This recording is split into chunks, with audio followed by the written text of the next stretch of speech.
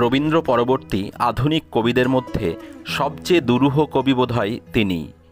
রবীন্দ্রনাথের মতে তার কবিতা চিত্ররূপময়। তিনি রোমান্টিক, মিস্টিক, মৃত্যু চেতনার কবি, নিসর্গ চেতনার কবি তথা প্রকৃতি চেতনার কবি। এতগুলো অভিধা যে কবির সম্পর্কে বলতে হয় তিনি আর কেউ নন, স্বয়ং জীবনানন্দ দাশ। তার প্রত্যেকটি কবিতায় প্রকৃতি মোহময়ী এক অপার সৌন্দর্যের প্রেক্ষাপট রচনা করেছে।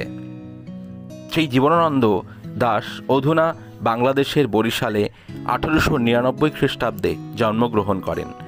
রবীন্দ্র পরবর্তী বাংলা সাহিত্যের অন্যতম প্রধান কবি ছিলেন তিনি। পড়াশোনা প্রেসিডেন্সি কলেজ এবং কলকাতা বিশ্ববিদ্যালয়ে। ইংরেজি সাহিত্যের অধ্যাপক হিসেবে পড়িয়েছেন একাধিক কলেজে। তার প্রথম কাব্যগ্রন্থ ঝরা পালক 1927 খ্রিস্টাব্দে যেটি প্রকাশিত হয়। অন্যান্য কাব্যগ্রন্থের মধ্যে রয়েছে ধূসর পাণ্ডুলিপি, বনলতা সেন, মহাপৃথিবী, সাতটি তারার তিমির, রূপসী বাংলা, বেলা অবেলা কালবেলা প্রভৃতি। তার রচিত আখ্যানের মধ্যে রয়েছে কারুবাসনা, বাসমতির উপাখ্যান, মাল্যবান, সুতীর্থ, জলপাইহাটি প্রভৃতি। কবিতার কথা তার লেখা একমাত্র প্রবন্ধ গ্রন্থ। আমাদের আজকের আলোচ্য দশম শ্রেণীর সাহিত্য সঞ্চয়নের অন্তর্গত ঘাস কবিতাটি। এই কবিতাটি কবির বনলতা সেন কাব্যগ্রন্থের অন্তর্ভুক্ত হয়। কবিতাটি প্রকাশিত হয়েছিল 1936 সালে, আর বনলতা সেন কাব্যগ্রন্থটি প্রকাশিত হয় 1942 খ্রিস্টাব্দে। ঘাস কবিতাটি বনলতা সেন কাব্যগ্রন্থের পঞ্চম কবিতা। এবার আমরা খুব সংক্ষেপে কবিতাটির ব্যাখ্যায় আসার চেষ্টা করব। তার আগে আমরা কবিতাটি একটু আবৃত্তি করার চেষ্টা করছি। ঘাস, জীবনানন্দ দাশ। কচি লেবু পাতার মতো নরম সবুজ আলোয় পৃথিবী ভরে গিয়েছে এই ভোরের বেলা। কাঁচা বাতাবির মতো সবুজ ঘাস, তেমনি সুঘ্রাণ।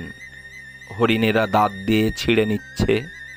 আমারও ইচ্ছে করে এই ঘাসের ঘ্রাণ হরিদ মদের মতো গেলাসে গেলাসে পান করি। এই ঘাসের শরীর ছানি, চোখে চোখ ঘষি। ঘাসের পাখনায় আমার পালক, ঘাসের ভিতর ঘাস হয়ে জন্মাই কোনো এক নিবিড় ঘাস মাতার শরীরের সুস্বাদ অন্ধকার থেকে নেমে। আমরা কবিতাটি আবৃত্তি করলাম। এবার আমরা কবিতার ব্যাখ্যায় আসার চেষ্টা করব। আলোচ্য এই কবিতাটির কথা মনে পড়লেই আমাদের ইমপ্রেশনিস্টদের কথাই মনে পড়ে যায়। প্রকৃতির মগ্নতা ও অতীত সৌন্দর্যের অনুধ্যানে আত্মমগ্ন জীবনানন্দ সমকালীন কোলাহল মুখর সমস্যা জর্জর পৃথিবী থেকে সরে যেতে পেরেছিলেন। ঘাস কবিতায় প্রকৃতির অনুষঙ্গ, তীব্র জীবনাসক্তি সমগ্র কবিতায় প্রধান হয়ে উঠেছে। ঘাসের সৌন্দর্য, রহস্যময় এক প্রকৃতি অভিপ্সায় কবির অতিমাত্রায় সংবেদনশীল ইন্দ্রিয়গুলির মধ্যে যেন সাড়া ফেলে দিয়েছে। বসুন্ধরা কবিতায় কবি রবীন্দ্রনাথ যেমন বলেছিলেন, আমারে ফিরায়ে লহ ওই বসুন্ধবে, কোলের সন্তানে তব কোলের ভিতরে, বিপুল অঞ্চল তলে ওগো মা মৃন্ময়ী, তোমার মৃত্তিকা মাঝে ব্যাপ্ত হয়ে রই। ঠিক তেমনি জীবনানন্দ দাশও এই কবিতার মধ্যে দিয়ে ঘাসমাতার গর্ভে ঘাস হয়ে জন্মাতে চান, অর্থাৎ প্রকৃতির সঙ্গে তিনি যেন একাত্ম হয়ে উঠতে চান।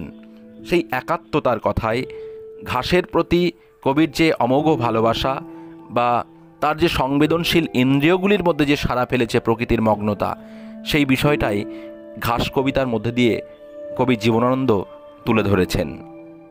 কবিতার প্রথমেই তিনি বলছেন যে কচি লেবু পাতার মতো নরম সবুজ আলোয় পৃথিবী ভরে গিয়েছে এই ভোরের বেলা।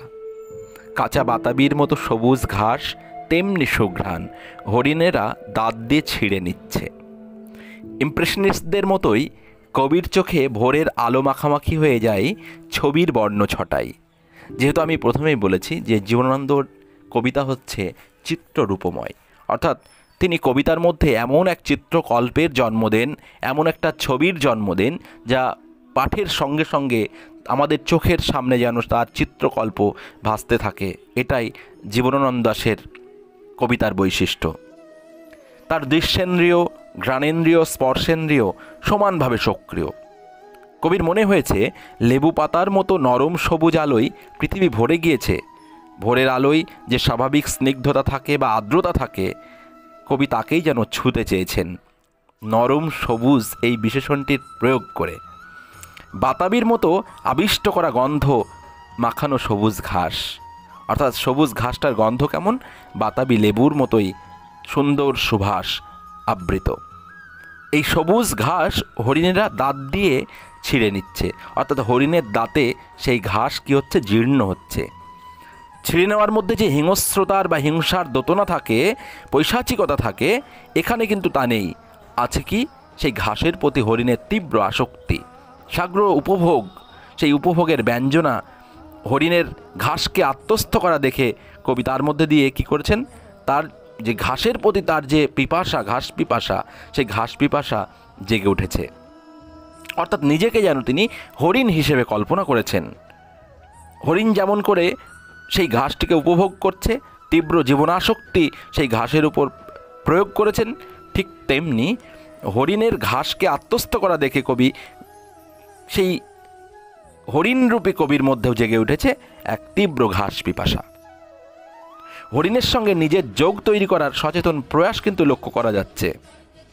আমারও ইচ্ছে করে, এই শব্দবন্ধের মধ্যে দিয়ে আমারও ইচ্ছে করে এই ঘাসের ঘ্রাণ হরিৎ মদের মতো গেলাসে গেলাসে পান করি। অর্থাৎ হরিণের সঙ্গে তিনি নিজের যোগ কল্পনা করছেন। আমারও ইচ্ছে করে, এই শব্দবন্ধের মধ্য দিয়ে কিন্তু আমরা সেটা বুঝতে পারছি। ঘাস নয়, ঘাসের রস নয়, সৌন্দর্যমুগ্ধ কবি রোমান্টিক চিত্ত মোহসঞ্চারী ঘাসের গন্ধকে প্রাণ ভরে গ্রহণ করতে চান তার অন্তরে। আবার গেলাসে গেলাসে পান করার ইচ্ছা প্রকাশের মাধ্যমে কবি অতিরিক্ত পানীয় গ্রহণের সুতীব্র ইচ্ছাকেও প্রকাশ করেছেন।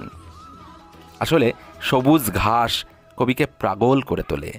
আকুল ব্যাকুলতায় তার ভালোবাসা সমগ্র একাত্মতায় তুঙ্গ মাত্রায় উঠতে থাকে। কবি এমনই এক ঘাসপ্রেমিক, তার সৌন্দর্য রতিতে ঘাস জীবন্ত সত্তারূপে কল্পিত হয়েছে। শুধুই ঘাসের গন্ধ হরিৎ মদের মতো গেলাসে গেলাসে পান করেই কবি তৃপ্ত হতে পারেন না। সঙ্গে সঙ্গে ঘাসের শরীর সম্পৃক্ত করে চোখে চোখ ঘষে তিনি কি করতে চান? সেই ঘাসের সঙ্গে একাত্ম হয়ে উঠতে চান। এমনকি ঘাসের ভিতর নিজের পালক, অর্থাৎ নিজের সমস্ত ইন্দ্রিয় অনুভূতিগুলিকে ছড়িয়ে ছিটিয়ে এক প্রগাঢ় মগ্নতায় পেতে চান নিজ আত্মার মুক্তির স্বাদ। তার জন্য কবি বলছেন যে এই ঘাসের শরীর ছানি চোখে চোখ ঘষি, ঘাসের পাখনায় আমার পালক। আমার পালকটা কি? আমার ইন্দ্রিয়। ঘাসের ভিতর ঘাস হয়ে জন্মায় কোনো এক নিবিড় ঘাসমাতার শরীরের সুস্বাদ অন্ধকার থেকে নেমে। এই ঘাসের শরীর ছানি কেন বললেন? চোখে চোখ ঘষি, ঘাসের পাখনায় আমার পালক। এখানে পাখনা এবং পালক আসলে অস্তিত্বের ডালপালা। খেয়াল রাখতে হবে, পালক হচ্ছে কি? পাখনারই একটা অঙ্গ। বনহংসী কবিতায় কবি বলেছিলেন যে তোমার পাখনায় আমার পালক, আমার পাখনায় তোমার রক্তের স্পন্দন। এই কবিতাটিতেও এক তীব্র ইন্দ্রিয়াসক্তি অনুভব করা যায়, যা তীব্রভাবেই কিন্তু শারীরিক হয়ে উঠেছে। সাময়িক স্পর্শ সুখ কবির আকাঙ্ক্ষাকে তৃপ্ত করতে পারে না।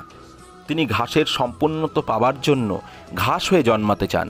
নিবিড় ঘাসমাতা কবিকে দিতে পারে গর্ভের সেই কাম্য অন্ধকার, যার ভিতরে রক্ত মাংসে মজ্জায় ও ধর্মে সঞ্চারিত হয় ঘাসত্ব। কবি মনের ভিতর জেগেছে এক মুক্তির ইচ্ছা ও অনাস্বাদিত প্রকৃতিলোকের স্বাদ পাবার বাসনা। গর্ভের অন্ধকার ও জন্মের আলো একই সঙ্গে একটি ইচ্ছা মেদুর চিত্রকল্পের মাধ্যমে কবি ফুটিয়ে তুলেছেন। আসলে ঘাসকে নারীর রূপকল্পে যেমন তাকে মানবী করে তুলেছে, তেমনি কবি নিজেকে বিপরীতক্রমে প্রকৃতির সঙ্গে গভীর একাত্মতায় ঘাসমাতার গর্ভে জন্মগ্রহণের বাসনা প্রকাশ করেছেন। তাহলে সম্পূর্ণ যে ঘাস কবিতা, এই ঘাস কবিতায় যে চিত্রকল্প, যে রূপকল্প কবি ব্যবহার করেছেন, সব মিলিয়ে এটি বনলতা সেন কাব্যগ্রন্থের একটি গুরুত্বপূর্ণ কবিতা, তাতে আর কোনো সন্দেহ নেই। আজকের মতো এখানেই শেষ করছি আলোচনা। আশা করি তোমরা উপকৃত হলে। দেখা হবে আবারও পরবর্তী ভিডিওতে। ততক্ষণে সকলে ভালো থেকো। ধন্যবাদ।